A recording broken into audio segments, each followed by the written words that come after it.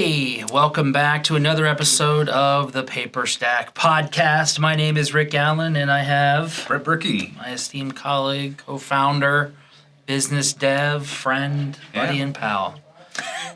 All of those things wrapped up into one. So we're on the eve of a lot of things. We're on the eve of Halloween, but you just got to know that this is also, it's not only the eve of Halloween, it's the first time you've had a full moon on Halloween in 76 years. It's called a blue moon. It hasn't happened. It's on a Saturday. And then right after that, you change the clocks back on Sunday. Okay, there we go. So talk about, and then a couple days after that, we have the election. Yeah, I mean, it's just it's spooky. Just a spooky time. Spooky. I had to, man. Halloween puns. Yeah. So, anyways, we're here, I guess. Yeah, and so today is a follow-up from our last one where he talked about going from 1 to 100 plus in your note business. But something he kept touching on that was really interesting that we know you want to hear more about is he said systems. And systems, you got to be systematic, have a process. He's McDonald's of the note business. He has a process to how these things get done. Yep. And it's probably really interesting to a lot of people to know how, somebody who you guys have gotten to way above 100. So we want to know, what are the systems that happen as soon as you buy that note? What's the first thing in the process chain? Where's it going? How's it going down? Okay, so we'll start there, and I'll just tease another episode. As much as you have to have systems for once you buy the note, there's systems leading up to the purchasing of the note. And that would be the due diligence systems and the different things to look for, the different processes you can put in place. We can touch on that another time. But for us, once we buy a note, we've committed to it. The first thing we do is we start tracking the financials on it. Okay. And we do this because any costs that go into a loan, whether it's during it or after, we need to see a way to track it. Okay. Some of your servicers will do this. We found that with the way we ran our business up front, that we started out buying non-performing loans, and so we didn't have performing income to pay that stuff, so we were coming out of pocket of that money. And so by necessity, we had to start establishing a system, and we used Excel spreadsheets and started building a system that had macros involved. Looking back, it's a Frankenstein system now that I would encourage other ways to do things now. You could find software out there, maybe like a QuickBooks, you can hack to do it, but at the time we didn't know enough about it to do it. It seems like a lot of the software that's out there is geared towards the older or the bigger guys. So, spreadsheets are going to be a good place to start. But start tracking your financials with whatever your systems are. And for us, it was, we kind of did it backwards to where we would have a single, each asset had its own spreadsheet. And then when we would update it, we'd click a button and it would roll up into our pipeline. And so we could see then, we could look at our pipeline, see where our costs were, everything like that. I would do it differently. I would do it opposite now. What I would do is I would have all my costs attributed on one spreadsheet, and then I would derive reporting from the one spreadsheet. So we started out at the micro and rolled it up to a macro. I would start at the macro recording these things, and then you can, with Excel, it's super powerful. You can start deriving reporting and seeing exactly what you need on each asset as you go. Wow, that's interesting. So somebody would have to at least have knowledge of what a macro is. Can you tell them if they don't know? Well, explain a macro. A macro is basically, it's a piece of code that I didn't write the code. I paid somebody to write the code. I told them what I wanted it to do. So what they do is they write a piece of code, and then whenever you push a button on there, it does a task that you would repeat normally, and it repeats that same task for you. So for instance, on our spreadsheet, after we entered all the data or the financials, I wanted it to roll up into I wanted it to grab certain figures off of that spreadsheet, like the total number into it, and the total value or estimated value, and then like the status of it, and if there was a closing date, the closing date. Okay. So that way, every time I updated the spreadsheet, I'd click the macro, it would update everything, and it would put it up into our master spreadsheet. So that way, my master spreadsheet's always up to date. So I can just look at a master pipeline. I don't have to go down into the details unless I really need to. Interesting. Okay. And so for finding these things, I'm assuming you use a service such as Fiverr? Fiverr at the time we were using, it wasn't Upwork, it was, Oh, what was it what called? was it called before Upwork?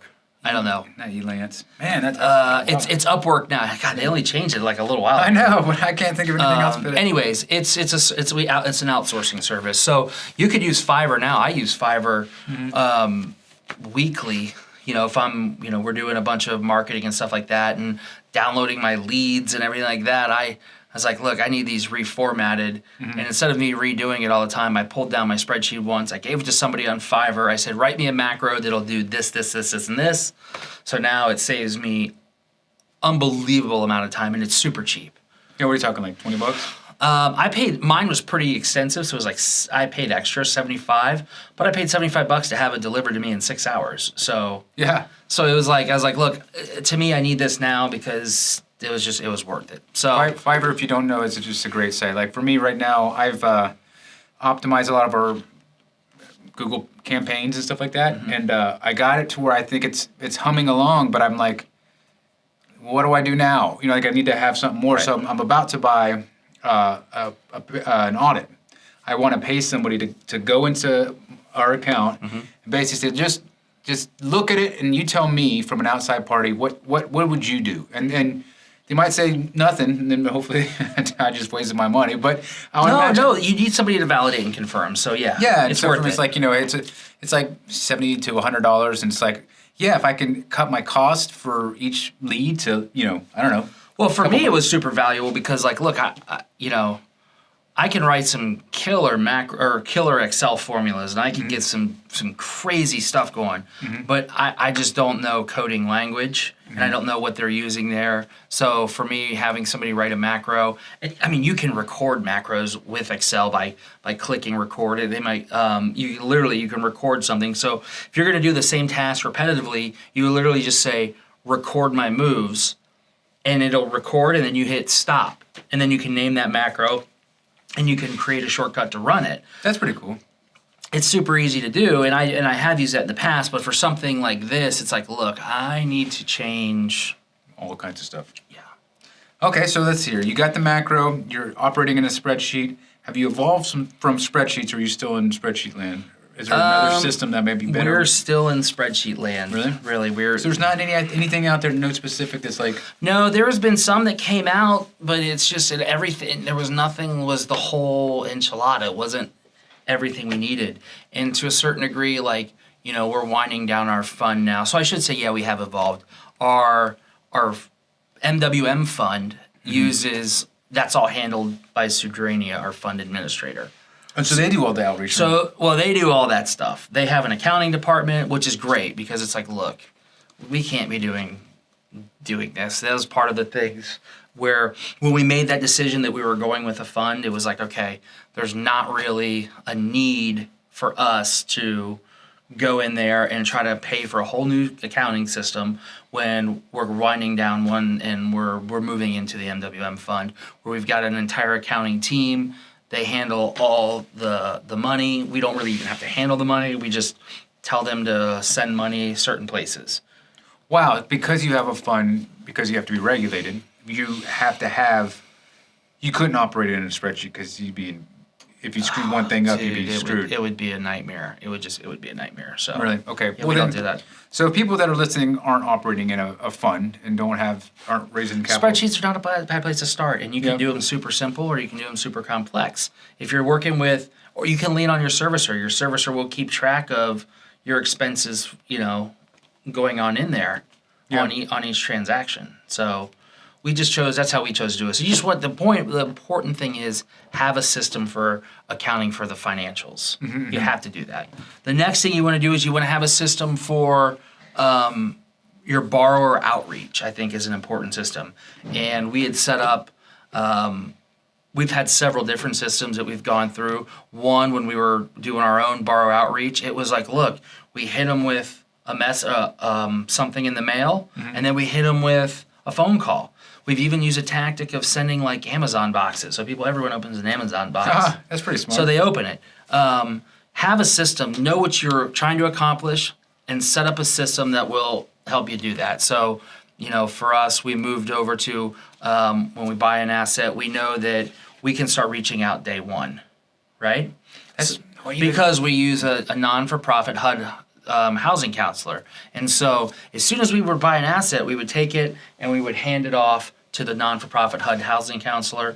They already had our loss mitigation strategies of reach out to the people, ask them if they want to keep the house. So you have those systems in place. Another system, and I'm going to start ripping it quick because we're short on time, but another system that we use is collateral. So whenever you buy an asset, we buy an asset, you want to have possession of the collateral, or for us, we wanted to have things imaged, indexed, and stored. What does that mean? We want somebody to receive the collateral, go through it, audit it, make sure we have all the documents that were said that were supposed to be there, have them index and scan them. So they're going to scan all the documents, and then they're going to put them in their folders. They're going to label each individual document what it is. So we have, whenever we send our collateral out, it goes to actually whoever does our collateral audits for PaperStack, EdgeMac. They take our collateral file, they scan everything, they index it. And they put it in a repository for us. We can download it, and it'll say credit files. Yeah. And so I go into the credit file, and it says legal. And the legal portion, it's got note, mortgage, and then it's got all the corresponding assignments individually, who they are from and who they're to. That's awesome. Whether they've been recorded, whether they haven't been recorded. All the time? All the launches. That's awesome. So that's great. And so what that does is it makes it to where now you have a system to where you can easily access your files if you need something. You know exactly what's in there. You're can not run just going to inventory a on it. giant 500-page PDF. You're going Right. Each one. But also, scanned. when you turn around to go sell that asset, you've made whoever's buying it their life much easier. Yeah. Right? Because now everything is like scanned and indexed, and you have clean collateral files. Next thing you want to take care of after the imaging is where are you storing it? You can store it in your house. You can store it in your office. Yeah. We did that. Now, as soon as everything gets sent to EdgeMac, they index it, scan it, clean up the collateral file, tighten it up, make it look good. Then we send off, we have it stored with US Bank in their fireproof vault. So collateral storage would be that next piece. And just for you guys out there who are like, man, I would like to take advantage of that service, you're in luck. We're going to be offering that on PaperStack, the ability to have your files, while they're being audited, scanned and indexed. So if you're buying something, you're like, look, I want the collateral audit, but I also want the scanning and the indexing and the digital file put nice together in a package. We got you covered. Cool. And we can talk about collateral storage as well with US Bank for you guys, because you have to be pretty big to get in there, so we might be able to put you under our umbrella of of Cloud Capital. I've thought about offering that. But anyways, so moving on. You've got your you've gone through, you've got your files, you've taken care of accounting, you've taken care of your loss mitigation strategy. If you can go ahead, you want to know what that is, have your system on how they're going to be reached out to. Again, we used mail, then phone, and now that we have the HUD housing counselor, they reach out to them immediately. The collateral file, you want it scanned, you want it imaged, and then you want it housed somewhere that's got a fireproof safe. And you would do it with somebody who, this is what they do. Yeah. I would also see that when you mentioned Amazon, it would be even that much cooler, because now when Amazon delivers, they take a picture on your doorstep. So you can actually know that package got delivered on the doorstep. We don't ship it through Amazon. Before we knew that people would open Amazon boxes, so we would save them and put any sort of envelopes or what we needed to get people's attention with in a Amazon box and send it to them in an Amazon box.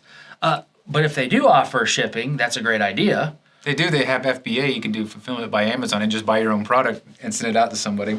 Okay, there you go. So there's that. Then let's see, what else?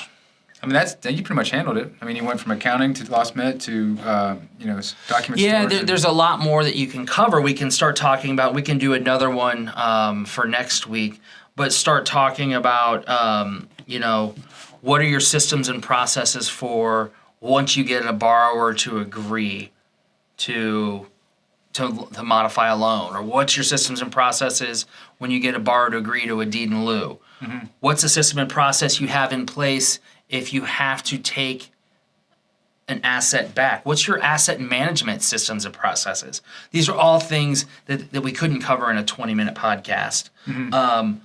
We'll make you this deal. We'll be back next week to talk about the asset management systems and processes, what to do, your systems and processes for once you get in touch with a borrower, how to handle them.